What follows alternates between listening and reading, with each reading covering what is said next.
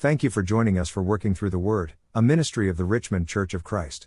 Let's join our pulpit minister, Mike Johnson, as he brings today's lesson. Connect Sunday is our day each month to talk about this year fruit of the Spirit. We've been talking today about joy. Now, probably you've had an experience something like this. You're around somebody, you see somebody, and you go, they have something. I don't know what it is, but they have something. And not only do they have something, I want it. And I'm not talking about a car or fancy watch. I'm talking about there's something going on in them as people, and you're looking at them and going, I want that. Now, probably you have somebody in your mind right now and you're thinking, that person inspires me, they make me better, and I want what he or she has inside. Well, I wouldn't be surprised if at times we don't see joy that way. When we see people that have this inner reserve of strength and something going on that no matter what is going on externally, they just have something. And you see it, you feel it, and you want it. Now, if you today, in thinking about joy, if you have decided that I'm not really as joyful as I need to be, and you want to know how to be joyful, well, we're going to learn that in just a few minutes. And I titled it this way: How do the rejoicers do it? How do they do that? So, now, before I get into it, I want to, if I can remember, each month I want to give you a nugget from whatever Connect team I was a part of earlier in the day. Well, here's the one I got today. Really, really good nugget. We're talking this morning about the difference between happiness and joy. Now, Ken over here wanted me to define joy. And he and I both decided that you can only define joy by other words that we're also supposed to have, like peace, contentment. So, in presence of all of you, I'm assigning Ken to figure out the definition of joy and tell all of us. So there you go. Because we got to figure it out, I guess. But we're trying to find the difference between joy and happiness. Well, we were talking about it in the Connect group today. Here is something that I thought was really, really good. Carol Rice said, all right, here's how I've got it figured. Imagine a roller coaster. Now, this roller coaster, you can't imagine a roller coaster, can you, Jane? Oh, no, you don't want to be on one, huh? That's not good for Jane. All right. Now, all of the scaffolding and the structure and everything that's holding up that roller coaster is joy. Because it's always there. Happiness is the track and the car on the track. Because there are ups and there are downs. And there are ups and there are downs. But in the ups and in the downs, the structure is still there. Now, that's pretty good. That's, I think, is a pretty good image that helps to see the difference between happiness and joy. When you have joy, you have a structure that is always there, even when there are ups and downs on the outside. So, there's my nugget for that idea, and I have one more, if I remember it, to pass along toward the end. Now, let's think about the idea of rejoicers rejoicing. How do they do it? I'm going to give you 4 keys. If you want to learn to be a person of joy, I'm going to give you 4 keys. And each of these keys has the word joy or rejoicing in the verse that shows the connection between joy and the key. And then I want to tell you that the last one is the linchpin that holds it all together. Okay, you got it? So we're going to look for 4 words, 4 main verses, and the linchpin. And when you leave here, you walk out learning how to be joyful. Now, another thing I just thought of that I heard today, not just at Connect, but during the afterwards, I heard a number of people talking about it. I haven't tried it myself yet, but how many of you after worship this morning walked around and when you met somebody you said, "Rejoice"? Well, Brett said he tried it and got some strange looks. But if we're all doing it, I walk up to you and I say, "Rejoice." And you turn back to me and you say, "Rejoice." Well, that's a neat greeting we learned about this morning. All right, here we go. All right, here's key number 1. If you want to learn how to be a joyful person, joyfulness comes to those who are connected. Connection. As I get into that, here is a premise that I want you to have. I don't think it is possible to have joy like the Bible describes if you're not a Christian. Not possible. Now, there are plenty of people in the world who make it through the difficult times of life. Absolutely. But even those with whom we might have some kind of religious difference, they still claim, they still believe that their joy comes from God. So what I'm saying is, if you don't accept God, if you don't accept the Christian life, if you don't accept that idea, you can't really be joyful. And the observation earlier today was, well, you don't know that though until you become a Christian. Let's think about that in a moment. Connection. Romans 12, verse 15. Rejoice with those who rejoice, and weep with those who weep. Rejoicers rejoice because they are connected to other people who rejoice.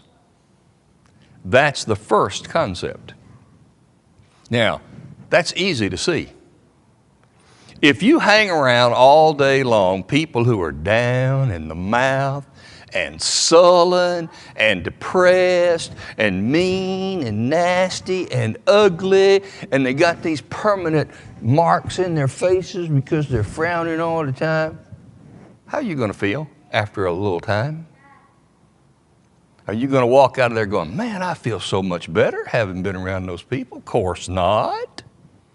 So one of the things that makes people be rejoicers is hanging around people who rejoice. They have a proper connection. Spiritually speaking, they have a proper disconnection first. 1 John 2, verse 15. What did he say?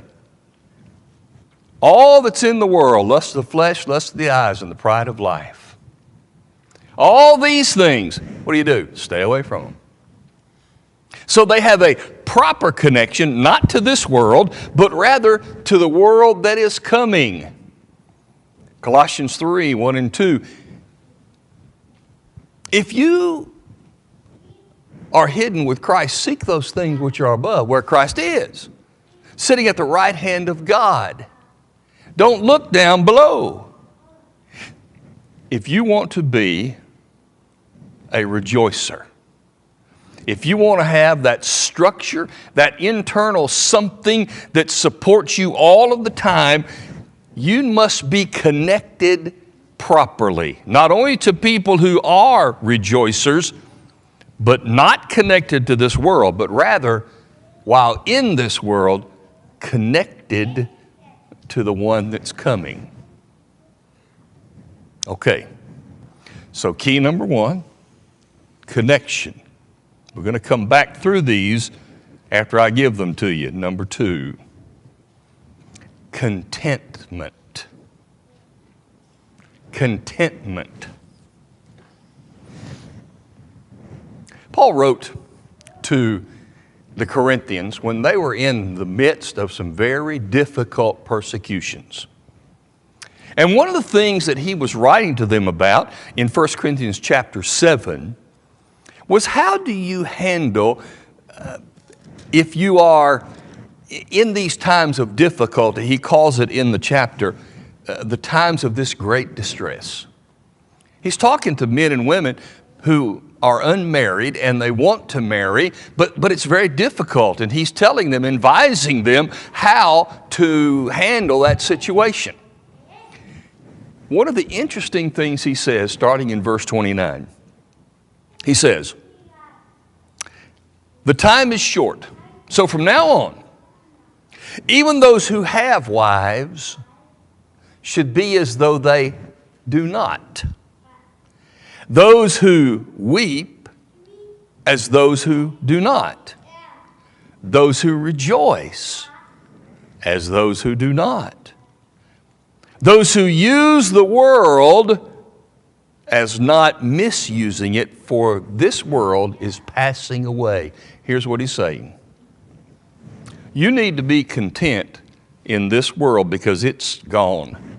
You need to be able to say, okay, whatever's going on is going on. And be just like everybody else. You know, be content. Is everybody content? I don't think so. So he's telling these Christians, you need to learn to be content in this world. It's passing away. Don't be so connected to it that you got to have all this stuff. Paul said, I have learned wherever I am to be content. So rejoicing in a content way that says, yeah, the world's passing away, but it's not going to take away my joy. It's not going to do it.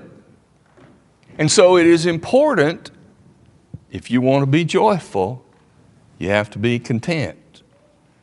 Because if you're not content, you're always looking, you're never satisfied, you're certainly not going to be joyful.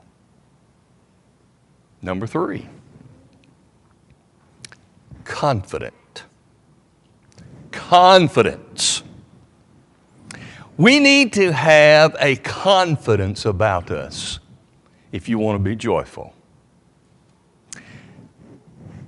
Jesus in the Sermon on the Mount spoke in Matthew chapter 5 in a way that sort of sounds odd, but he was talking to those who were enduring persecution or who would. And he said in verse number 12, when you persecuted, rejoice and be exceedingly glad, for so they persecuted the prophets who were before you, for great is your reward in heaven. When you go through trouble, you have to be confident that you're going to get through the other side. If you want to be joyful, you have to have confidence. Now this confidence, Paul said of himself, 2 Timothy 1:12, I know whom I have believed, and I am assured that he is able to keep that I have committed to him until that day. He had a reason to be confident, and when he saw the reason, he invested in his confidence. You notice that? He had a reason. I know whom I'm going to believe. And when he knew it, when he had the reason, he invested in his confidence by giving himself to it. I'll give you an example. I was coaching basketball. Ben Thompson was on the team here. And I think Suzanne was involved in this dastardly deed. She and the other moms decided that we needed a team building exercise. And so they signed me up with them to do the challenge course at Eastern, the ropes high up challenge course. I was not joyful. I was not joyful at all. In fact, I was plumb nervous. Now, they have you harnessed in and you do all this stuff, and so you're not going to fall 30 feet down below and kill yourself because you're harnessed. But I just cannot make myself believe that I can trust that harness. You know those crazy people that get to a bridge and jump off? And they call it bungee jumping? Why would you do that? I got no idea. I figured it out. I don't know. Maybe some of y'all want to do it. Maybe some of you have done it. I'm not doing it. So I couldn't invest fully in what was holding me up. And I was nervous. But if I had the confidence that some of those guys did, like the confidence of those old iron workers that are 20 and 30 and 40 stories up and they're just walking on those I-beams, if I had confidence like that, I could have done that rope challenge with no problem. I mean, I've seen pictures of those guys up there sitting there on the I-beam eating lunch. I'd have lost my lunch long before it got in there. They're confident. Therefore, they could sit and enjoy that meal. They were joyful. If you're going to be joyful, you have to be confident in what will give you the joy. Number 4, and here is the linchpin. You have to be converted. To the disciples, Jesus said in Luke 10 and verse 20, "Do not rejoice in this," all the miracles that they were doing, "but rather rejoice that your names are written in heaven." The idea is you need to be converted in order to be joyful. Because if you're not joyful, you got to make a change and be joyful. Here's another point I learned today, very well stated. Jesus said in Matthew 18, verse 3, "Except you become converted and be like a little child, you cannot enter the kingdom of heaven." How do you become a child? What does he mean?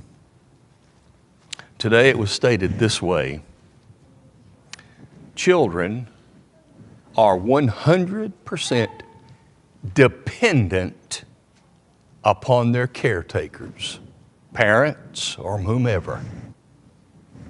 Jesus is saying, if you want in your adult nature be converted to be dependent upon me, you cannot enter the kingdom of heaven. That's conversion. Now, the word converted in Matthew 18:3 is a word that means to turn around, change your direction. Sounds a whole lot like repentance. Different word. The word for repentance means to change your mind. Stop thinking this way and think a different way. This word conversion means stop doing what you're doing and turn around. In other words, if you don't think you are joyful, start being joyful. If you don't think you have enough joy, use these keys and be joyful. Didn't Jesus say that we should rejoice? Isn't it a command? Isn't it something we should strive for? If it is, then we need to turn around. We need to do something different.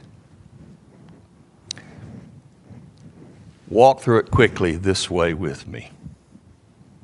This idea. Nobody wants to be by themselves all the time.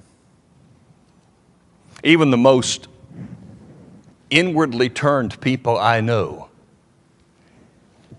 don't want to be by themselves all the time. Many of them get married because there's just something about us that says we need to be connected to people.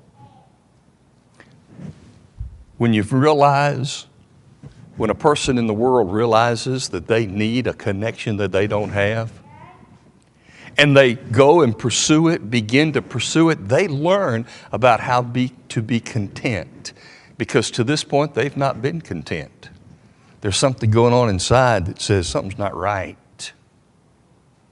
And as they learn about being content, they gain a confidence they've never had before. Because now I have a connection and I have a feeling, a contentment that I've never had, and I'm very confident. And then what does that lead you to do? To be converted? It'll change you. And those people, through their connection, their contentment, their confidence, they are converted to Jesus. And those of us who have been converted, as converted people, what does it do? Well, it gives us more confidence, doesn't it? The longer we live, the more we do, the more confident we are in God. Not in self, but in God. And the more confident we grow, doesn't that give us a whole lot more contentment? Because I don't have the concerns and the worries of the world. And so I am now content. And the more content I am, the more connected I am to God, because I am more and more disconnecting from this world so that I can connect to Him in His world. You see how that linchpin of conversion handles both of those? If you want to be joyful, you have to be converted. To find real joy, if you're not a Christian, you need to decide to be a Christian. And if you want to have real joy as a Christian, you need to dig deeper into your confidence, your contentment, and your connection with each other and with God, and you will have joy. I think that's how the rejoicers do it. Those 4 keys God wants you to have. Now, when we gather, maybe it's not so much about someone who's lost coming to Jesus to be immersed. Maybe it's more about, here we are, God's people, and I need to have confidence. I need to have joy. I need to have this connection. And we want to pray for you for that. But you know, there are some who are not children of God. Maybe you're ready. Maybe you're ready to be connected to Jesus so that you can find the true joy that is really available. So we always do, and we always will, give you a chance to say, let me be a part of the family of God, or Will you pray for me as I'm trying to increase the joy in my life? We'll help you while we stand and sing together. We hope that you enjoyed today's broadcast, brought to you by the Richmond Church of Christ. We are located at 1500 Lancaster Road in Richmond, Kentucky. We meet at 9 a.m. each Sunday morning for Bible class, followed by our morning worship service held at 10 a.m. Our Sunday evening service is held at 6 p.m. Our midweek Bible study is held on Wednesday at 7 p.m.